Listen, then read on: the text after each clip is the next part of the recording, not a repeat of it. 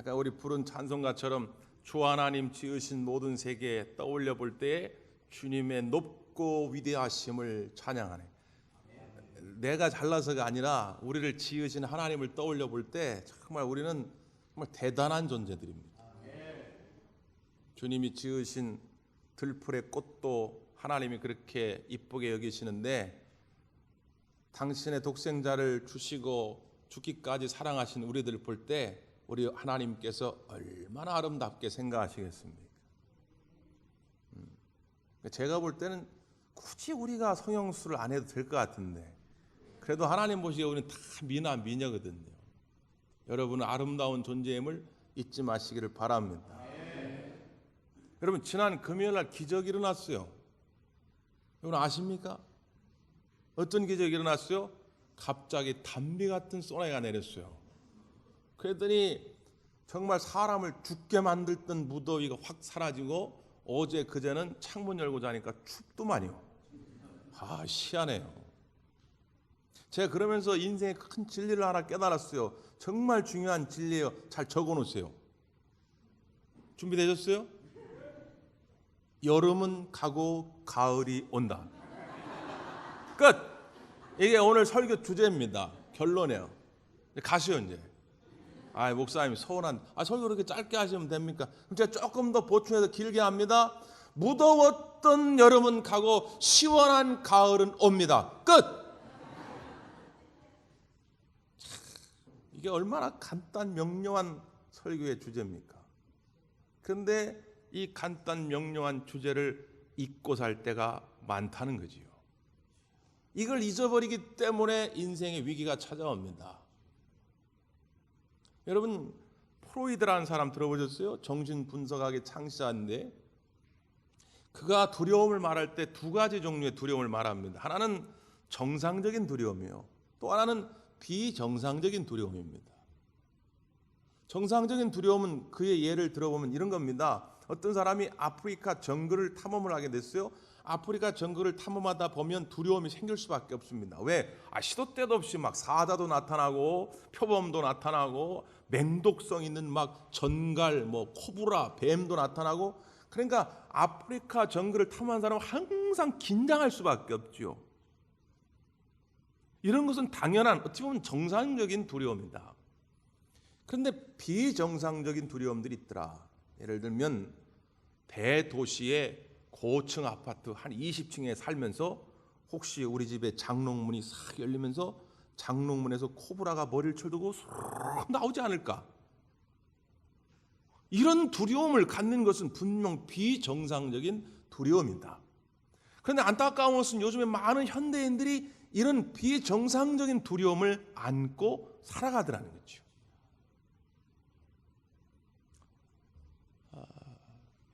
저는 우리 신앙인들에게도 이런 비정상적인 두려움이 있다고 봐요. 신앙인들이 가지고 있는 비정상 두려움은 어느 때 찾아오느냐?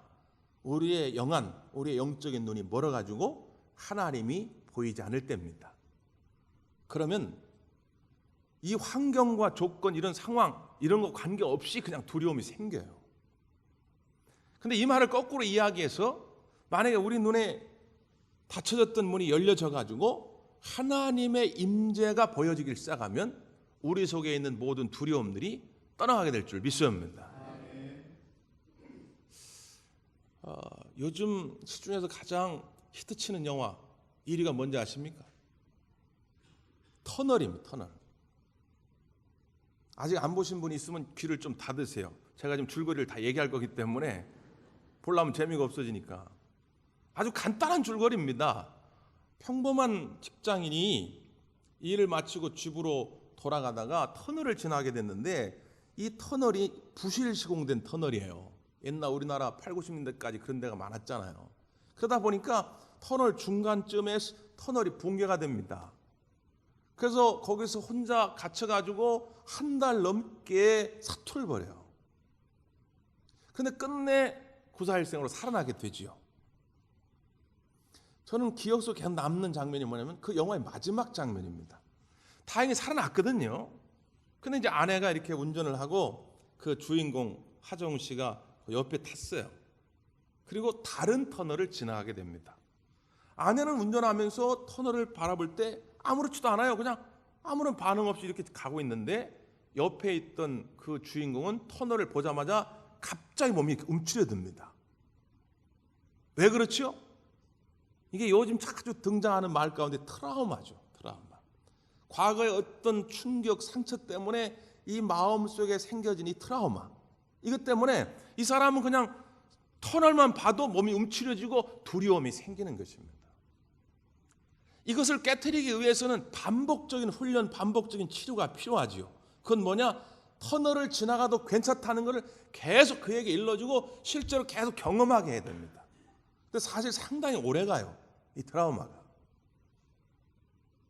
이전에 과거에 이런 상처 때문에 지금 괜찮은 곳을 지나가도 두려움이 생기는 것처럼 오늘 우리가 때로는 과거의 어떤 아픔들 때문에, 상처들 때문에 그냥 앞에 살짝 파도만 일렁여도 내 인생의 배가 뒤집혀가지고 완전히 전복돼서 죽을 것 같은 그런 두려움이, 위기감이 찾아올 때가 많습니다. 제일 좋은 것은 그렇지 않다는 걸 자꾸 연습시키고 또 경험해보고 하면 좋겠는데, 우리가 그렇다고 해가지고 자꾸 터널에서 무너지는 걸 경험하고 또 그렇지 않은 걸 경험하고 이걸 반복해서 살아갈 수는 없잖아요. 그런 걸 한 번에 해결할 수 있는 게 하나님의 말씀입니다. 이미 하나님의 말씀은 오랜 시간 동안 우리의 선배들이 경험한 것들을 딱 집약해가지고 노는 것이거든요. 어려울 때, 그런 인생의 깊은 터널을 지날 때 우리 하나님이 어떻게 역사하시는지를 성경은 우리에게 보여주고 있단 말이지. 자, 오늘 본문이 그 내용입니다. 지금으로부터 한 2700여 년 전, 주전 한 8세기 초쯤에 이 팔레스타인 주변에 아수르라고 하는 강대국이 일어났어요. 아수르가 주변국들을 막 침략하면서 이 이스라엘도 침략합니다. 먼저 북쪽에 있던 북이스라엘. 북이스라엘은 이미 722년경, 주전 722년경에 이 아수르에 의해서 멸망을 당합니다. 근데 이 북이스라엘뿐만 아니라 남쪽으로도 계속 쳐들어오지요. 그래서 이 남유다가 얼마나 괴로운지 몰라요. 그 쳐들어오는 아수르를 바라보면서 오늘 백성들의 마음은 두려움으로 가득 찬 것이죠. 거기에 하나님께서 이사야 선지자를 보내서 오늘 이런 희망의 메시지를 선포하고 있습니다. 자, 3절 4절을 한번 확인해 보죠. 3절 4절 시작.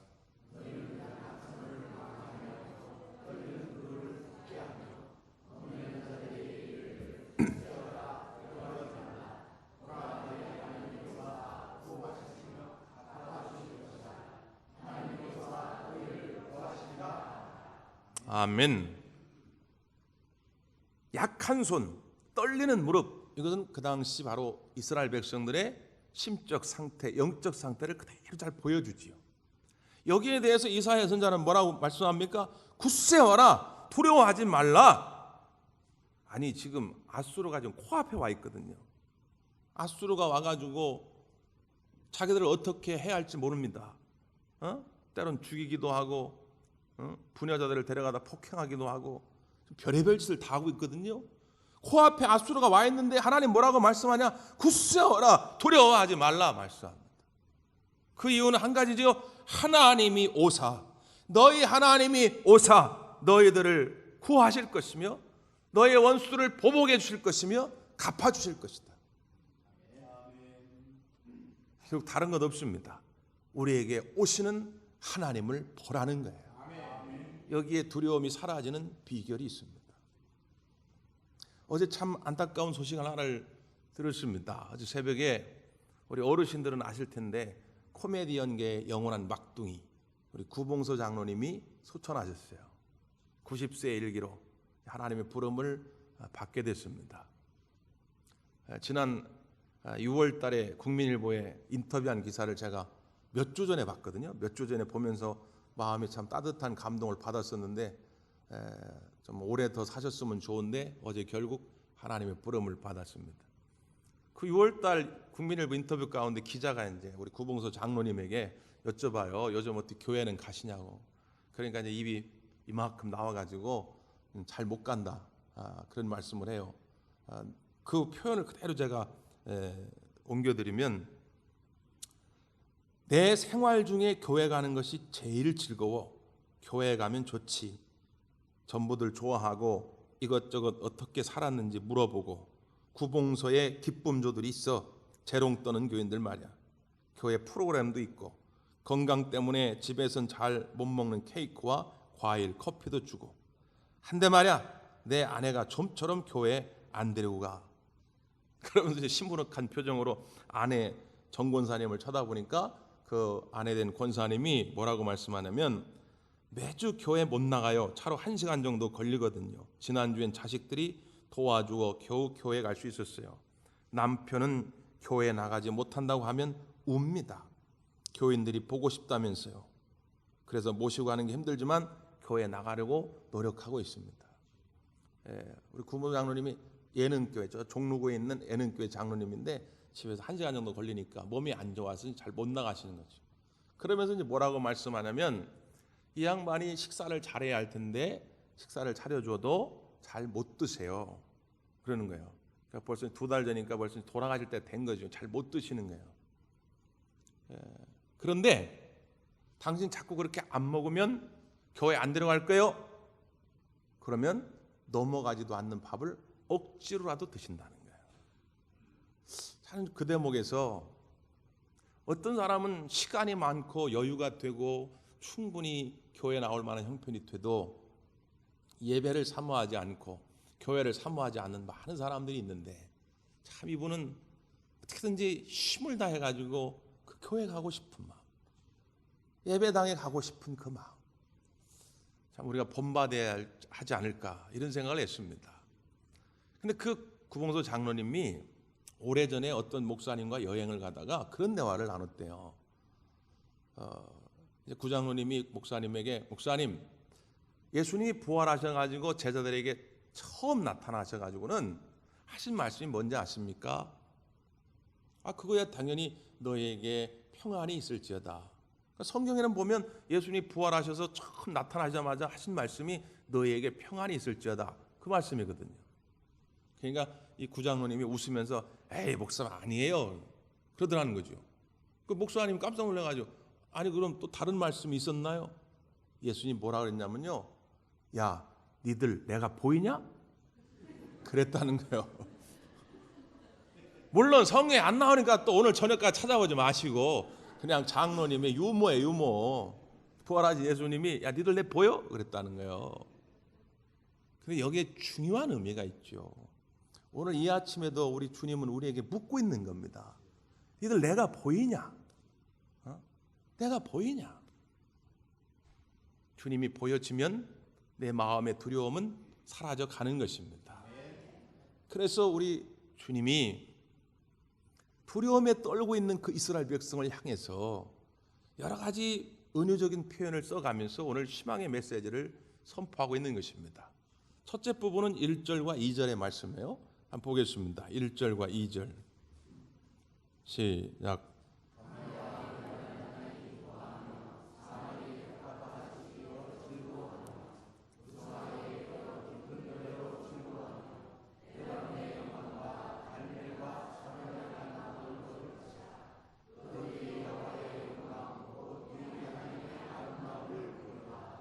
아멘.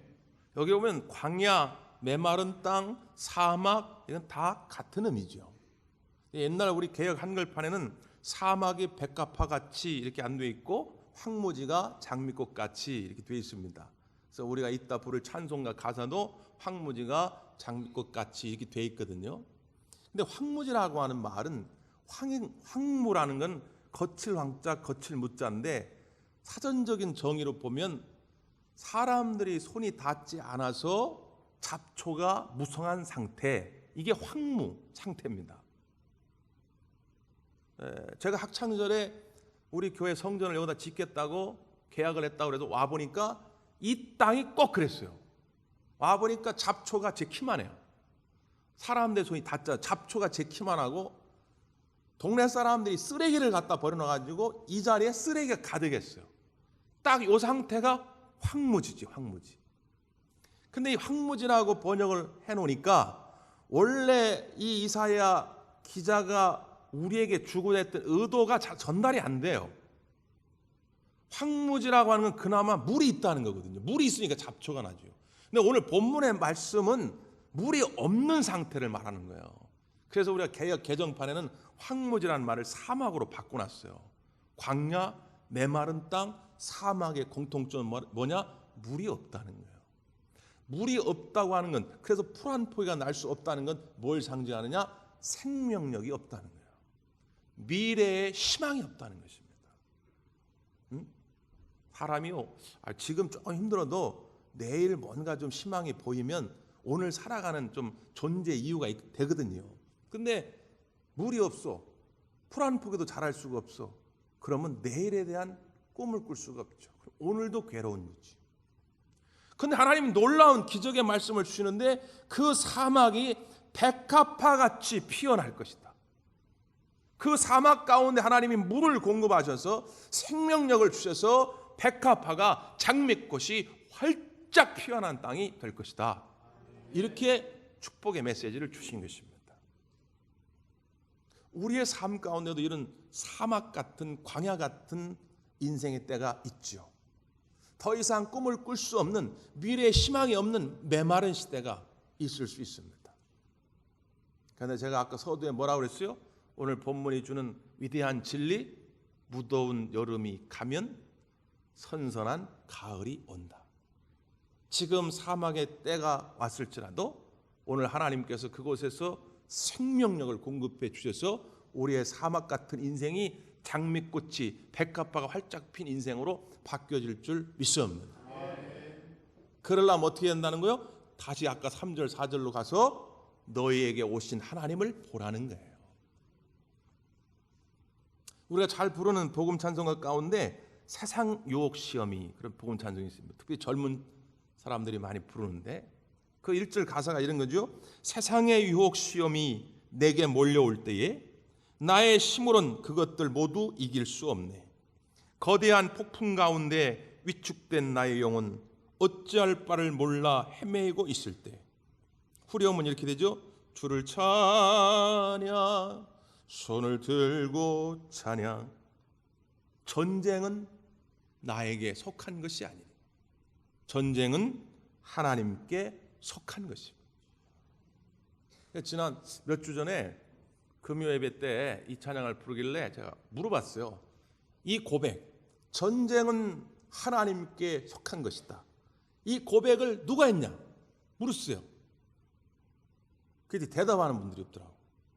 오늘 여기 오신 분들은 좀 수준이 다를 테니까 이 복음성가 가사 가운데 나오는 이 고백, 전쟁은 하나님께 속한 것이다, 이 고백을 누가 했습니까? 다윗이 했죠. 바로 나오네. 이 유튜브가 세계에 나가는 것이기 때문에 제가 일부러 바로 맞췄다고 하는 거예요. 누가 볼지 모르기 때문에.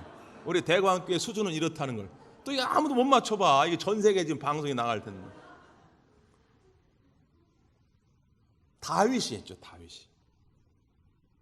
다윗이 어느 때 했죠? 골리앗 장군과 싸울 때. 사무엘상 17장의 말씀이거든요. 제가 그대로 한번 소개해 드릴게요.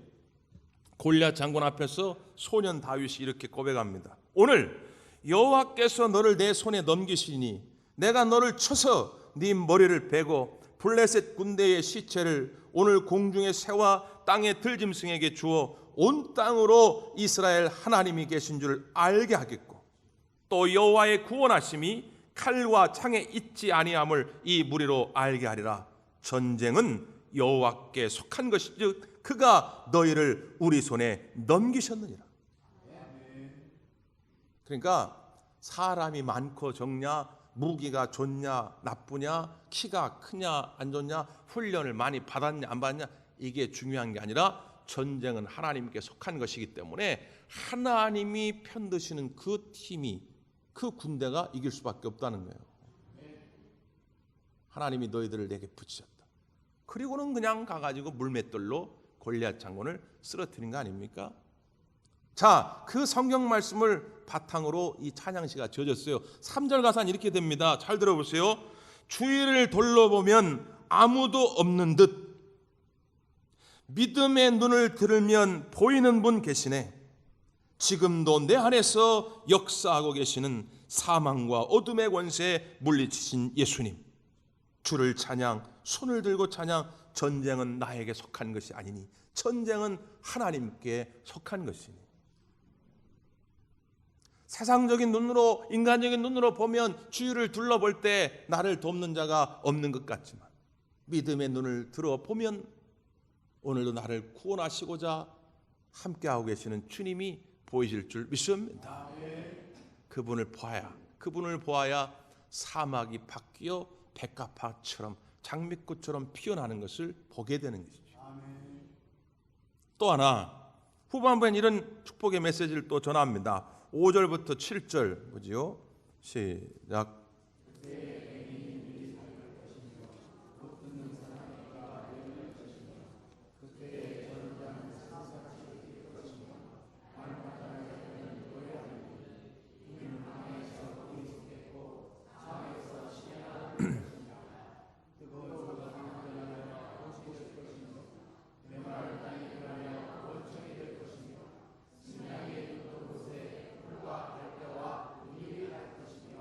아멘. 매우 은혜적이죠. 또 상징적으로 설명을 하는데 맹인이 눈이 밝아서 보게 될 것이고 듣지 못하는 자가 듣게 될 것이고 말하지 못하는 자가 말하게 될 것이고 또 다리를 쩔룩쩔룩거리며 절던 자가 사슴처럼 뛰게 될 것이다. 이 말씀을 우리 주님이 나중에 그대로 인용해가지고 장차올 하나님의 나라는 그런 때다. 그리고 실제로 예수님의 공생의 사역 동안에 그걸 보여주셨죠. 그래서 눈먼 자도 뜨게 해주시고 죽은 자도 살려주시고 예수님이 우리에게 보여주신 것입니다. 예언서를 읽을 때 보면 항상 이중적, 삼중적 의미들이 있어요. 그러니까 오늘 본문에서 말할 때에 이 장차올 그때는 언제냐면 이스라엘 백성이 나중에 이제 바벨론의 포로로 끌려가거든요. 그 포로로 끌려갔다가 돌아오는 그때가 역사적 의미로 볼 때는 그때입니다. 그때 우리들의 억눌렸던 모든 것들이 자유하게 되고 해방감을 누리게 된다, 그런 것이거든요. 근데 또 하나 예언적인 의미, 그 의미는 뭐냐면 장차올 메시아에 관한 말씀입니다. 메시아가 누구예요? 예수님. 우리를 죄에서 건져주시고 인생의 모든 문제로부터 건져주신 그 예수님. 그 예수님이 오시는 그때는 이런 일들이 벌어질 것이다. 그러니까 예수님이 우리 마음 가운데 오시고 우리 가정 가운데 오시면 이런 일들이 벌어질 것이다. 막혔던 모든 것들로부터 열려지고 억눌렸던 것들로부터 자유케 되는 은혜의 시간이 우리에게 오게 될 것이다. 이런 말씀이에요. 그 예수님이 오시면 특별히 이런 일들이 벌어지는데, 자, 그 다음 8절부터 10절까지 옵니다. 시작.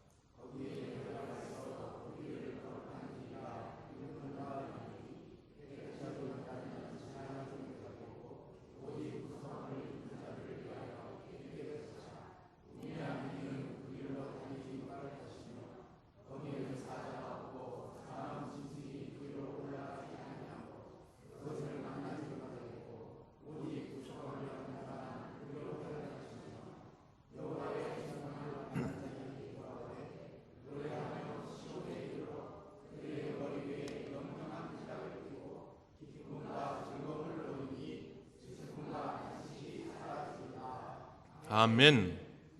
거기에는 대로가 있대요. 대로. 다른 이름은 거룩한 길이라도 불리는 대로가 있다는 거죠. 그 거룩한 대로는 어딜 향해 있어요? 10절에 보니까 시온을 향해 있어요. 시온. 이 시온은 어떤 곳이냐? 당시 역사적으로 보면 장차 바벨론에서 돌아올 고향 땅이에요. 이스라엘. 시온. 소위 말하는 유대인들의 시오니즘, 그런 말 하죠. 그들이 1500년 동안 영토 없이 나라 없이 살았지만 언제나 시오니즘을 가지고 그 고향 땅을 그리는 거예요. 그 시온. 또 시온은 어떤 의미를 가지고 있느냐? 하나님께 예배하는 성전이 있는 예루살렘 성전을 말합니다. 그 예루살렘 성전이 있는 주변을 시온 땅, 시온산이라고 그래요. 그 시온. 그러니까 예배당이 있는 곳이 시온이에요. 또 더 큰 의미로 보면 그 시온은 어떤 곳이냐? 장차 올 천국, 하나님의 나라입니다.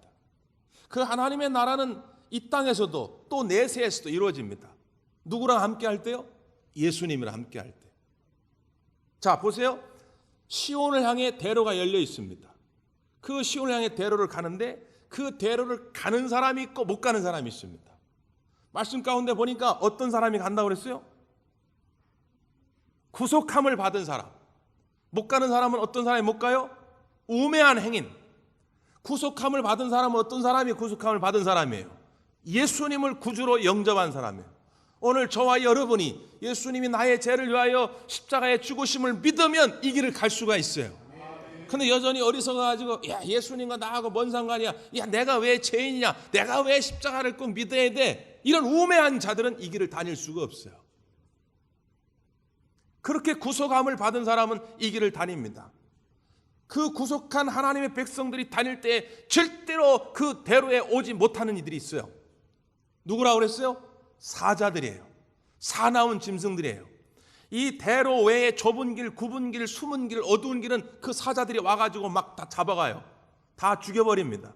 근데 이 대로로 걸어가는 하나님의 백성들은 이 사자들이 절대로 침범하지 못한다는 거예요. 여기 말하는 사자, 사나운 짐승은 누굽니까?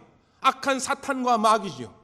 우리가 예수님의 보혈의 공로를 의지해서 저 천국을 향해 나아갈 때에 절대로 악한 사탄과 마귀가 우리를 침노하지 못할 거라는 거예요. 우리를 지켜주실 것이다.